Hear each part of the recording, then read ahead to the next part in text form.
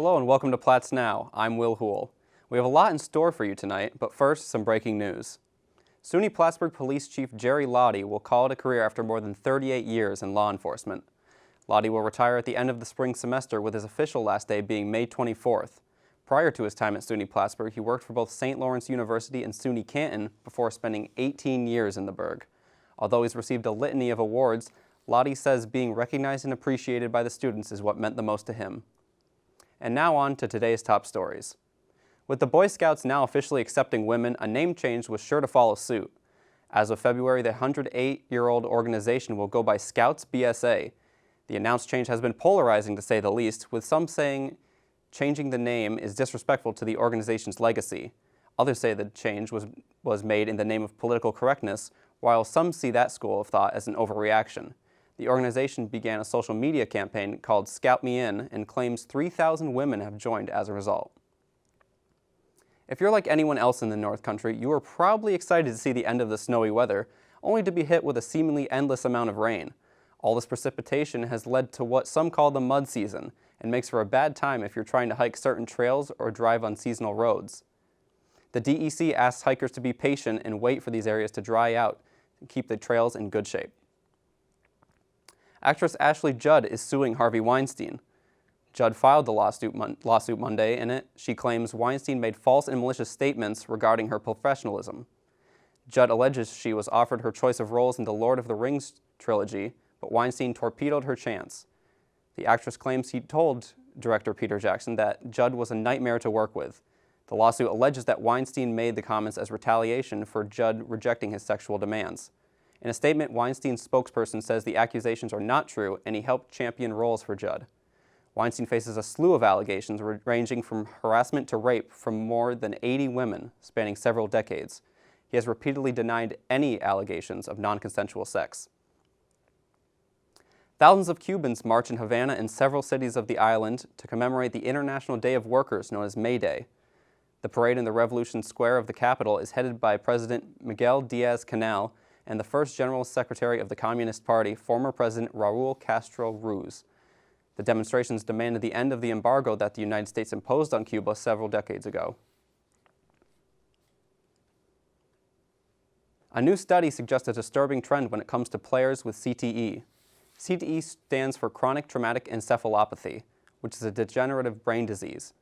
It often starts after repeated head trauma and has been most commonly associated with former professional football players.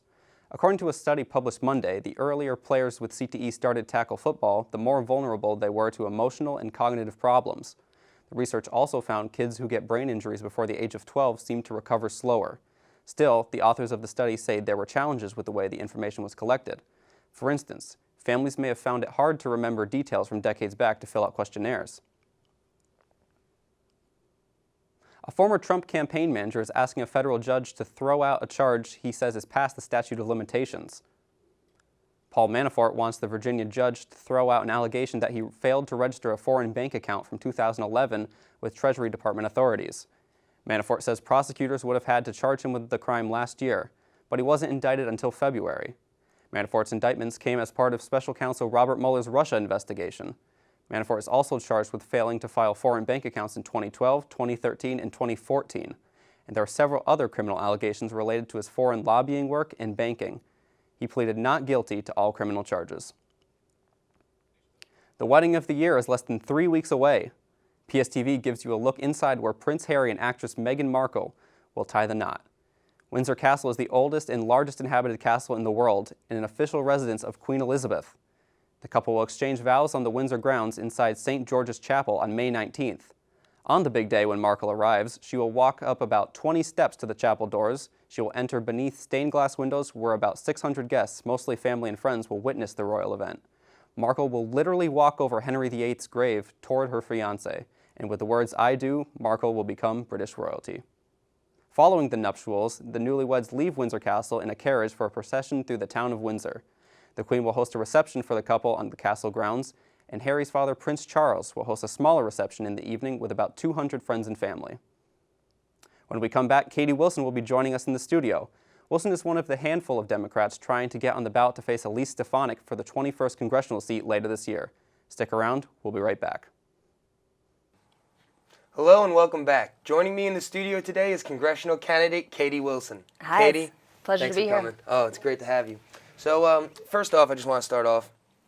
There are currently 7 candidates, including yourself, running for the 21st congressional Congress member position in the 21st District of New York. So what makes you think you'd be the best candidate to dethrone Elise Stefanik from her role? Well, I really feel like I'm the only candidate out of the 7 who has a grasp on what it's like to struggle and survive here in the North Country. You know, we have run candidates who've been very well funded and thoughtful and smart and wonderful people, but we keep missing the point. This is a district that went Obama twice before swinging Trump. Bernie won the primary. It's an area that doesn't trust your standard politician, and so coming at it from that old school point of view just isn't resonating up here, and we need to try something new. Now, you say you think you'd be a good identifier for the people of the North Country. What makes you believe that would be true? Well, as a single mother, a working class woman, someone who's run businesses here, who's navigated the public school systems, not only on my own, but for my children, who is dealing with aging parents who have to navigate Medicare and Social Security. My dad's a veteran. I mean, I'm really familiar with those issues that we're all dealing with. Mm-hmm. You know, we need jobs and economic development, and we need real concrete ideas on how to achieve those, which I would love to get into at some point if that's appropriate. Well, let's hear some of these concrete ideas. Yeah, so, you know, when we're looking at an aging population and our youth sort of bleeding out into urban areas, what we need to make sure we have is a way for all children to succeed. And if we create an education pipeline for vocational training, we start to make sure the positions in our communities are actually being filled. You know, we don't have a lack of jobs in New York 21. We have a lack of often qualified people to fill the positions. So we need, you know, our EMS services fulfilled. We need nurses. We need electricians and plumbers. And we can do that if we have a robust, you know, vocational and jobs training program in place. We also need local transportation and affordable childcare to attract and retain young families. So why not look at innovative ride-sharing opportunities in the private sector and make sure that, you know, people are not just working to pay for their childcare, because that is not what's going to strengthen our local economy and keep our schools and our hospitals staffed. Also, taking the burden of healthcare off of employers, I think, is a huge one. You know, people talk about a Medicare buy-in as like some crazy left-wing idea, but really, when I talk to even conservative business owners, we all agree that that cost of healthcare is really keeping us from creating more jobs right here at home. So healthcare is a hot button issue nowadays in terms of the political sphere. So you mentioned Medicaid and expanding Medicaid. How would you go about doing that? Well, it would be a Medicare buy-in on the open exchange. So Senator Chris Murphy has actually proposed a really interesting plan that would just allow it would keep the open exchange as it is, you know, so-called Obamacare, and yet it would allow people the choice and opportunity and freedom to buy into Medicare if they wanted to, which would cover more people, driving prices down across the board without telling people what they have to do, you know? So, you know, how can we start to work together and find some of those middle-of-the-road opportunities that are actually going to pass through the House and the Senate? That would be my goal. Okay. So, now, you mentioned education as well. How can education be better promoted within the region? What would you say are the main 2-3 things that you have to do to better promote education? Well, I certainly feel that we need to make sure our funding stays in our public schools. You know, a lot of the charter school conversation, for me, comes down to the fact that public funds follow children out of a public school district into that charter school. And then there's this process that happens. It's a really shady practice of sort of trimming down the student body as soon as they get all that funding, and the money doesn't follow the children back into the public schools. So it's kind of decimating these local public school systems and undermining, you know, what should be a free and fair education. I also think that teachers are in a tough spot right now. They're teaching to a test. You know, so much of the school's funding and their salary comes down to how kids perform, and we know kids perform really differently. Not all kids are great at taking tests. And so, you know, making sure that they have the freedom to really teach and offer children in their classrooms what they know they need, because they're the ones on the ground forming those relationships and understanding their kids. And also that they have local control of funding. You know, a lot of these earmarked funds are, you know, they come down the pipeline and then they can't be appropriated the way the people on the ground know they need to be. So, you know, I have a lot of respect and reverence just for our local public school teachers. So we're going to go to break real quick, but I want to get one quick question in before we do. So what do you think can be done to improve the lives of Region's veterans? Well, you know, we have, as maybe you're aware, one of the highest populations of veterans. It's the highest in the state. And we don't have a VA hospital in our sprawling, you know, this district makes up 40% of New York State, and yet we don't have a VA clinic. So we need to make sure transportation to that clinic in Albany and Utica in certain cases is good. I mean, my dad has to get up at 6 a.m. and catch a bus down to Albany to go get his VA benefits, and it's just not sustainable. You know, older folks, that's a huge, rigorous trip for them. So making sure that accessibility and funding for our VA clinics locally is a big, you know, priority of mine. All right. And we will be right back with more from Katie, so just stick tuned, all right? Hello and welcome back. So, Katie, I want to just ask you a few questions now. They have national relevance, but also 100% relevance to the voters in the 21st District as well. So, first off, I just want to ask you about the environment and environmental protection plans, because things are getting a little crazy over there right now with the EPA. So Yeah. What would you do and what would your administration do and how would you help combat environmental problems and concerns and what would you do? Well, I think we have some really good examples of how to work together right here in the Adirondacks. You know, we look at organizations like the Adirondack Council, working with local governments, towns, and making sure that when we're putting environmental protections in place, we're also helping the people of that region. So, you know, I think we know that one of the greatest issues of our time right now is a threat to our environment, right? I mean, no one that I've spoken to, loggers, farmers, disagree that our environment is changing. And I think a lot of this is about how we frame the issue. Even if you don't believe in climate change, you know that there are things we have to do. So it's about working across the aisle and making sure that we're putting our future generations as a top priority. You know, I have a strong track record in environmental activism and making sure that we are protecting our greatest resource, and it would be a huge priority of mine in Congress for sure. What's the biggest beneficiary you did as an environmental activist? What would you say was the most important thing you've done? Sure. Well, you know, honestly, I was out at Standing Rock, and when I came back, I led a divestment campaign because really, this is about money. You know, right now, what's polarizing our country is an argument over resources and who has access to them and how people make money, markets. And so divestment is how we really start to move the needle on environmental issues. We need to divest from fossil fuels in terms of, you know, our state budgets and our pensions. And when I got back from Standing Rock, I made sure that I was part of a movement that took hundreds of billions of dollars out of fossil fuel investment.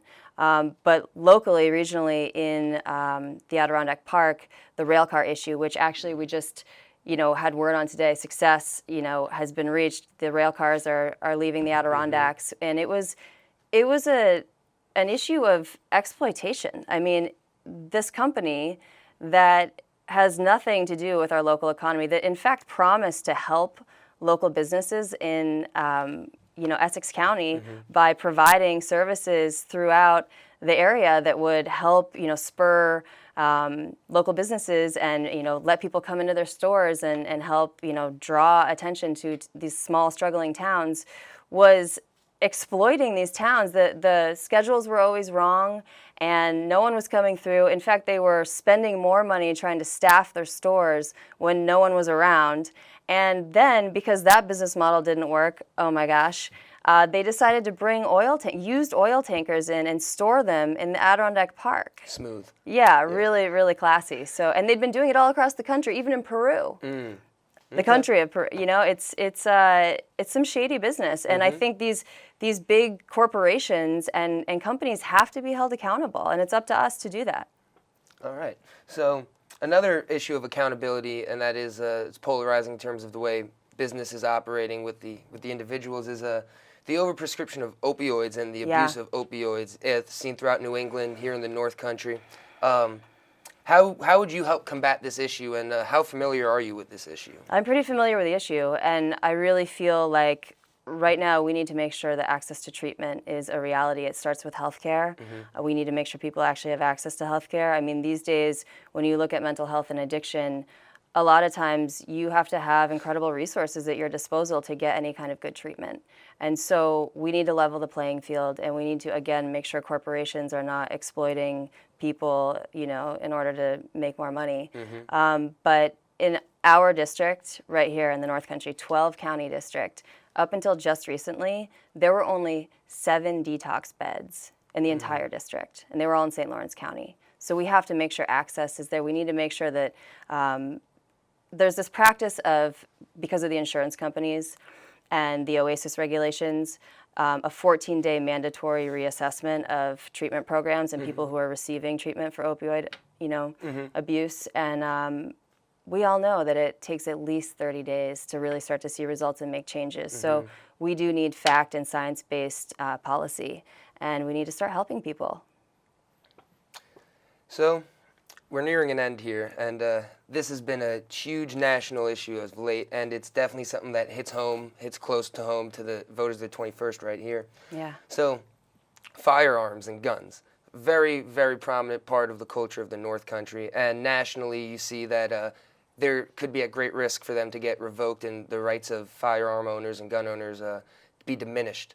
So what's your stance on gun control, and how would you go about making sure that people's rights aren't taken away from them?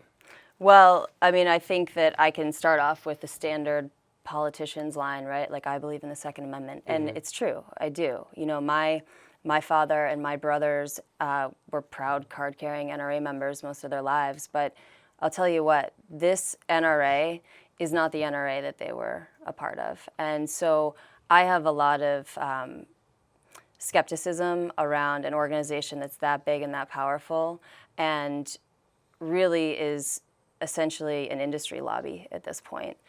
So, you know, I want to make sure that that power doesn't get out of control while still protecting our constitutional rights. And I really think that everything, you know, we just need to have a really hard, honest conversation about what's going on right now, and we need to bring everyone to the table, because we have to figure out something that works for students and that works for hunters and that works for people who just want to fire a gun, because I like to do that too, you know, and yet we need to make sure our kids are safe.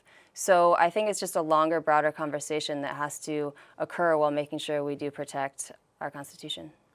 All right, unfortunately we couldn't solve any of these issues right now, but I appreciate you coming down to talk about them. Maybe tomorrow. Maybe tomorrow, yeah. Katie, All thank right, you very nice much. to meet you. Nice to meet you too. All right. Everyone, thanks for sticking tuned. We'll catch you later.